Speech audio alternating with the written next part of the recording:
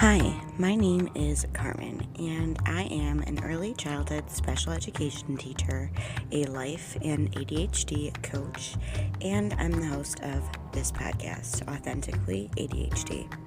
I created this podcast to help anyone wondering if they have ADHD, people who have been diagnosed for a while and want some more support and community. I'm here to bring you the latest research on ADHD and neurodiversities while we talk about the good, the bad, and the ugly of ADHD. Are you ready? Let's get started.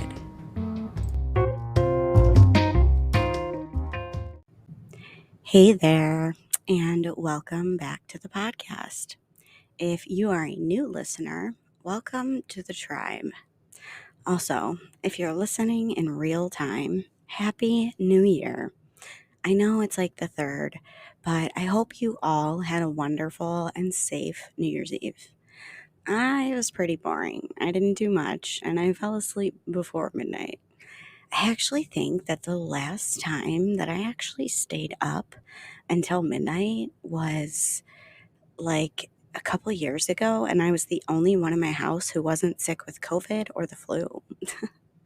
Anyways, I hope that this year is the best year so far in your life. And I say so far because I want all of the upcoming years to be amazing for you. Speaking of New Year, do you make New Year's resolutions? I used to, but I don't anymore because I let myself believe that I could never reach the goals that I set for myself. I'd be doing so well, and then seemingly out of nowhere, I would just stop the actions or habit or whatever I had committed to, and then shame and berate myself because I didn't meet my extremely high expectations, or because I quote unquote let myself fail instead of getting back up and trying again. Do you relate to this at all? Like the 2 steps forward, 4 steps back debacle? If so, then today's topic is definitely for you because we are talking about self-sabotage in the ADHD brain. Are you ready? Let's get started. So, why did I say self-sabotage specifically in the ADHD brain? Well, because self-sabotage is a human behavior. It's a human thing that does happen to everyone. But through my research, my experience, and coaching the hundreds of ADHDers, we as ADHDers tend to be more susceptible to self-sabotage because of our lack of cognitive flexibility, our lack of emotional regulation, and our lack of self-awareness. I decided on this topic for the beginning of 2024 because self-sabotage is researched in typically developing people by the average day people drop going to the gym after the new year. Did you know that it's in like a few days?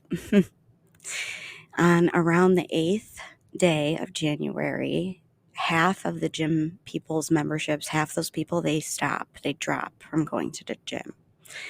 And then around the 15th of January, the numbers go back to what they looked like in December. So before we have even reached February, and I'm talking about neurotypical people, they have all given up on their New Year's resolution of going to the gym.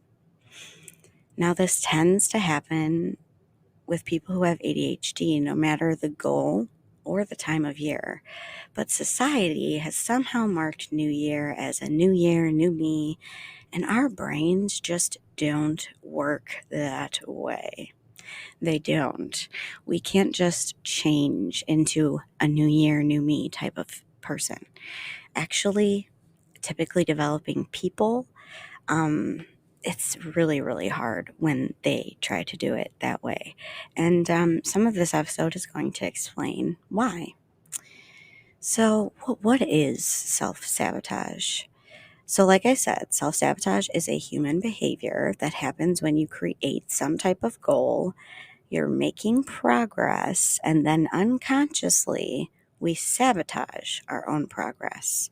It's like all of a sudden it just seems that we forget or we just don't have time to do the habit or the goal that we were making progress in.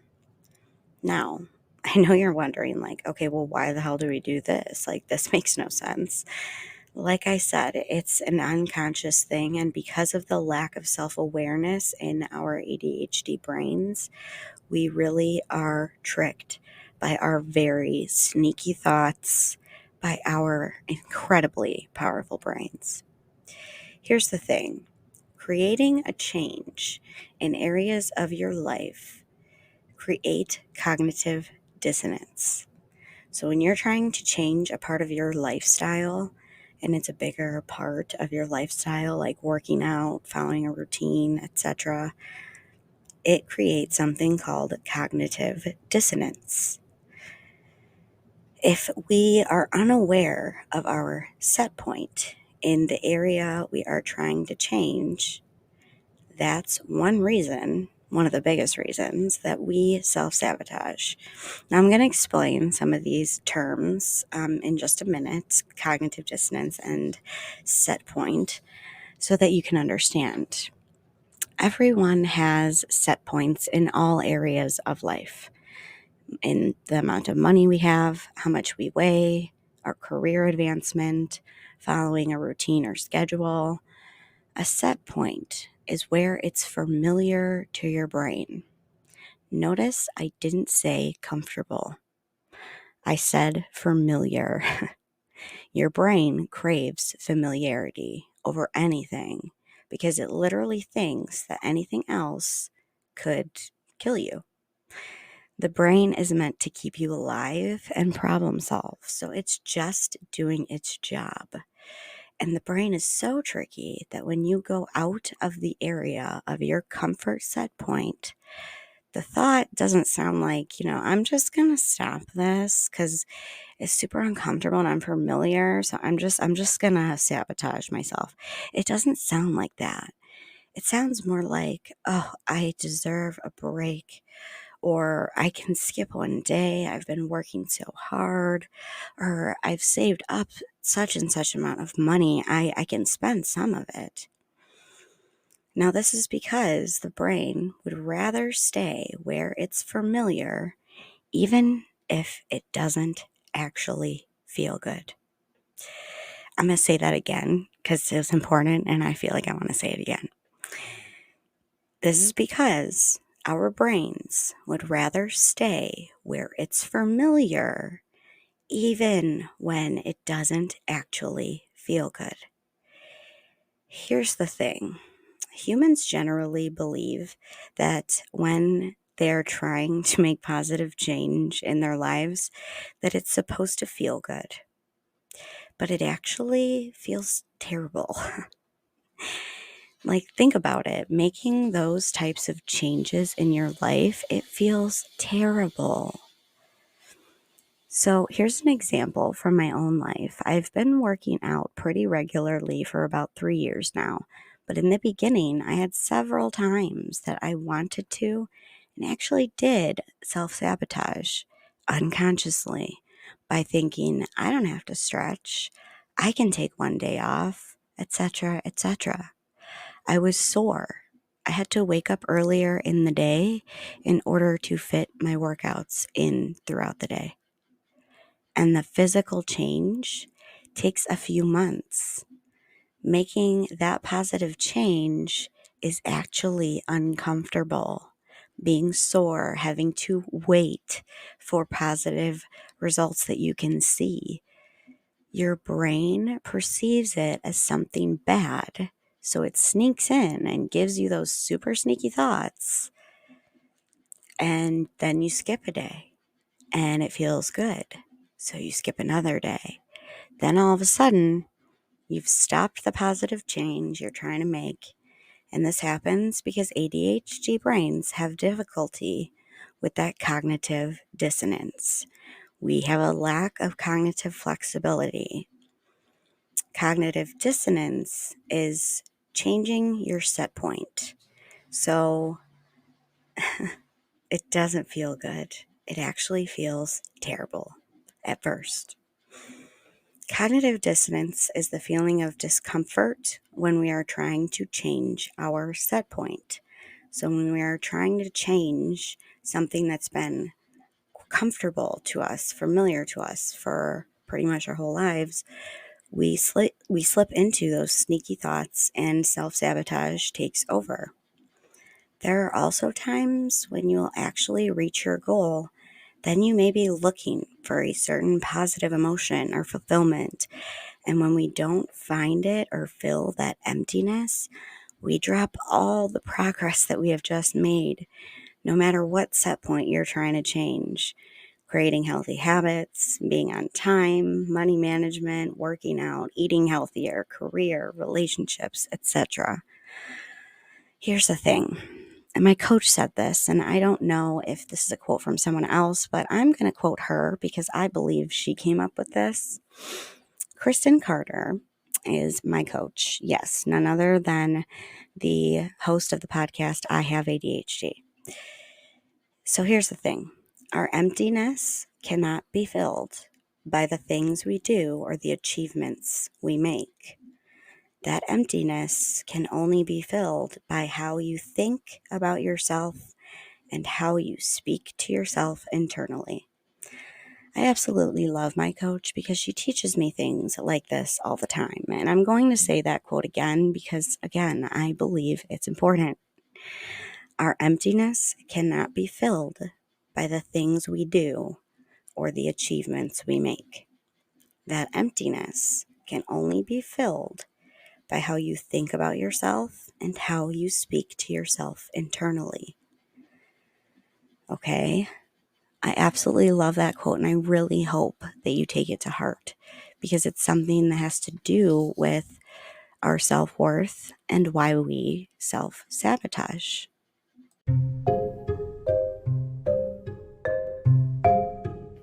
Hey ADHDer, are you looking for more support with your brain? Do you crave community with people who understand you?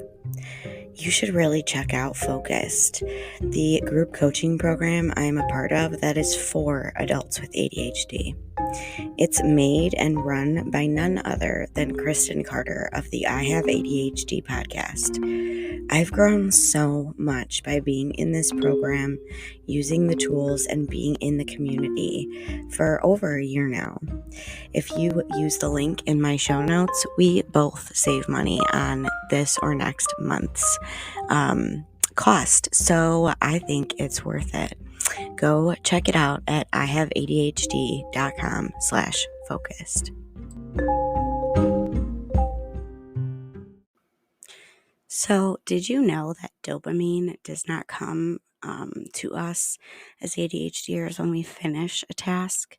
Dopamine is actually created by the anticipation of the task. A lot of ADHDers live in fantasy, which makes sense because the anticipation is what we gain dopamine from. We struggle to feel that overall positive emotion even when we do achieve our goals. Again, making these changes never feels great. It actually feels terrible. As ADHDers, we also lack self-trust to believe that we can achieve the goals we set out to do. This is because we have so much evidence for all of the reasons we believe we can't achieve whatever goals that you set out to do. Then there are the things that happen while trying to achieve the goal, such as being too hard on ourselves, having a fear of rejection or failure, that you have unkind or even mean internal self-talk, so you shame and berate yourself instead of kindly validating yourself. You overdo it, leading to burnout. You live in some type of perfectionism. You engage in catastrophizing. You engage in problematic positive thinking. You feel like an imposter. You wait until the last minute. You don't plan for unseen, inevitable things like getting sick, family emergencies, or getting hurt. Lack of self-awareness, lack of emotional regulation, lack of ability to recognize, notice emotions, and name them, and lack of organization, prioritization, and planning. Like I said, self-sabotage is a human behavior that ADHDers are more prone to. Are you surprised as to why? Because of all the things I just listed. We have issues with organization and prioritization.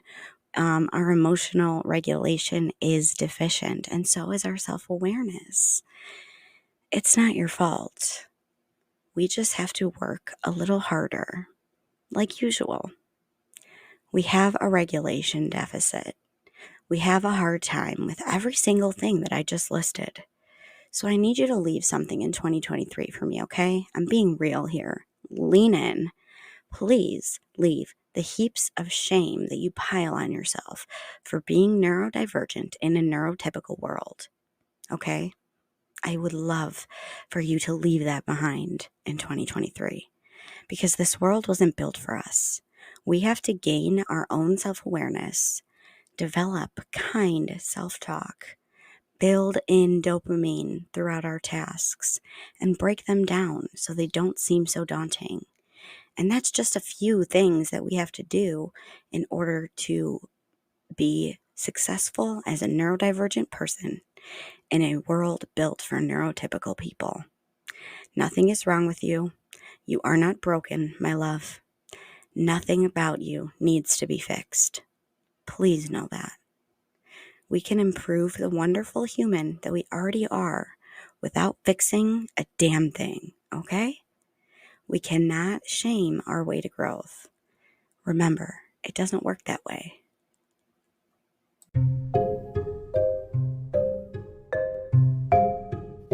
Speaking of extra supports, I just wanted to tell you all that I've updated my Patreon page to include all of the resources that I've really ever made to be held in one place.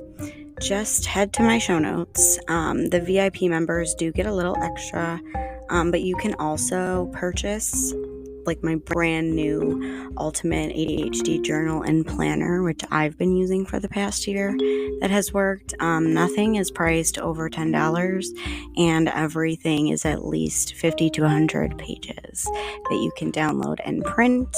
You can get it binded and sent to you, or you can just read it off your screen and use notebook paper. So if you want or need any type of that kind of extra support, just head to my show notes and click the Patreon link to join. I hope to see you in there. Okay, so maybe you actually believe me that it's true or that it could be true, that this isn't your fault. And you're like, okay, I'm not broken, cool. But how do I improve? Here's the thing.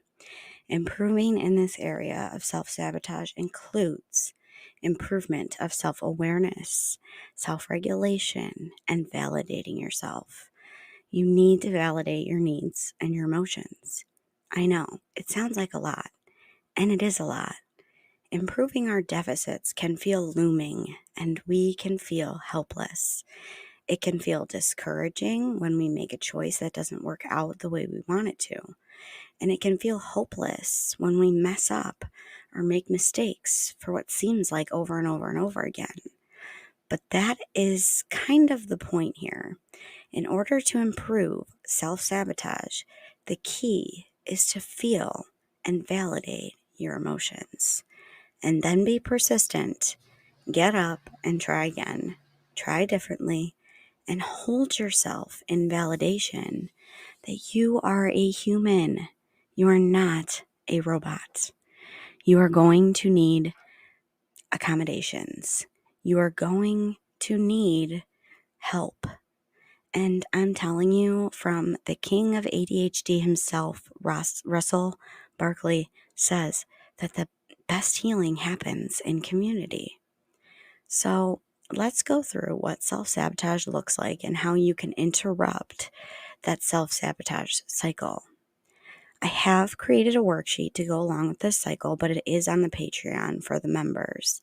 There are also workbooks on there for working on your identity and self-worth. There's a relationships workbook, an emotional regulation workbook, and self-care guides. There will be bonus content too, like that's free to all members, but so please join the Patreon in the show notes in the free membership. If you can join the paid membership, you will get a lot of perks that come along with it. If you're looking for that community to heal, I really, really suggest you join the paid Patreon. It's not that expensive, and because this type of healing happens best in community, again, according to Dr. Russell Barkley, the ADHD king, at least in my book. Okay, so here's an example that you can refer back to when you want to interrupt this self-sabotaging cycle. So say you create a goal. Let's say you want to start working out. That's just the easiest one that comes to my brain. First of all, set a reasonable goal so your brain doesn't see work out daily and immediately say, I can't do that. What are you talking about? You must be joking, kid. Start with small wins that you can achieve. Doing something like, I will work out 2 to 4 times a week works best for ADHDers because no matter if you work out 2 times, 3 times, or 4 times, and whatever days during the week you choose, you are giving yourself wiggle room to get those wins. So make sure you track those wins and celebrate them. Then you need to decide what workouts you will be doing and when you will be doing them. Doing this will prevent the thought of, when will I even do this? Or what workout am I even supposed to do? You will have already decided these things ahead of time. So you are already one step ahead of self-sabotage. See, what we are doing is recognizing our own triggers of self-sabotage first, so we can be aware of them as we try to reach our goals. That's the whole point, is becoming aware, gaining self-awareness. And like I said before, I've said this a lot, gaining self-awareness is as easy as writing down your thoughts every day, once a day, just to be aware of them. The next part is coming up with ways to recognize those thoughts that usually lead to self-sabotage. What type of thoughts come up for you when you're trying to reach a goal? For me, the thoughts that help sabotage my progress sound like, I've been working so hard, I deserve a break. Or, what's the point? I've already missed 3 days. Or, I can take a day off. I've been working so hard. So, take a minute. What do those thoughts sound like for you? Write them down as you notice them, because they are not helpful thoughts. So what I do is intentionally write out the thoughts that I want to think, that motivate me to be persistent.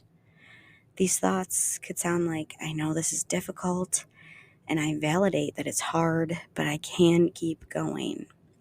Or, I know that I don't want to do this right now, but I know if I stop, I'm going to stop my progress. Now, if you've been listening to my podcast for a minute, you've heard me say this before. It's Psych 101, and I'm not sure why we're not all taught this in school, but it says that situations cause thoughts. They cause us to have thoughts, right? Which trigger emotion. That emotion drives your actions or inactions. So what we are essentially doing is anticipating self-sabotaging thoughts that may come up to trigger emotions of defeat, helplessness, and an I can't mentality.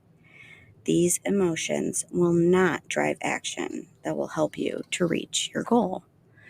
So, in conjunction with anticipating our thoughts, we are going to anticipate the uncomfortable emotions that will probably come up in the process of meeting your intended goal.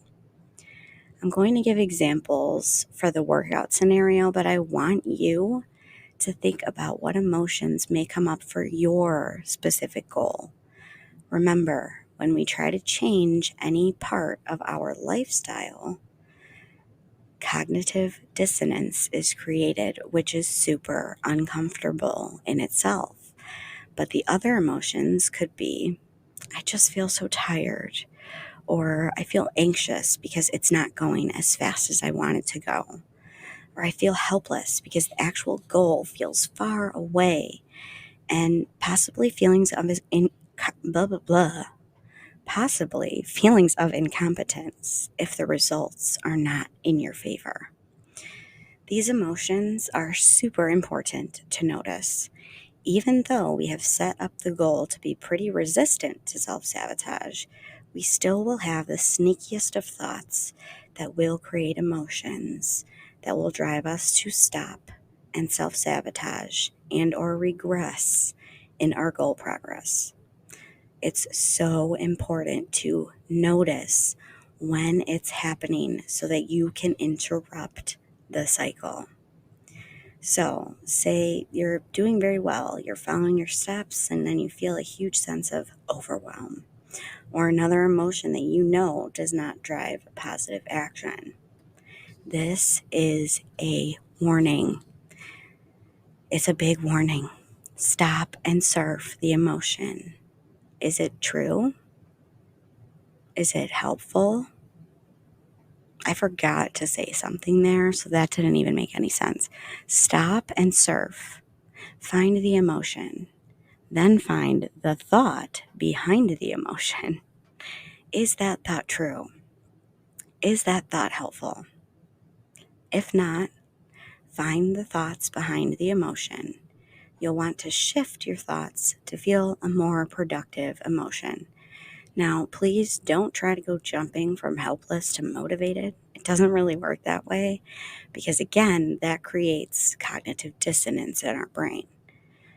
So we aren't trying to jump up on the emotion scale.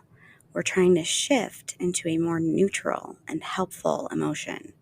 Some examples that I love to use are the feeling of capable, willingness, or purposeful.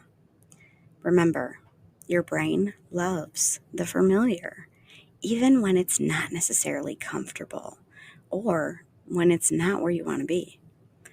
The same thing happens when you start to make growth, is that cognitive dissonance.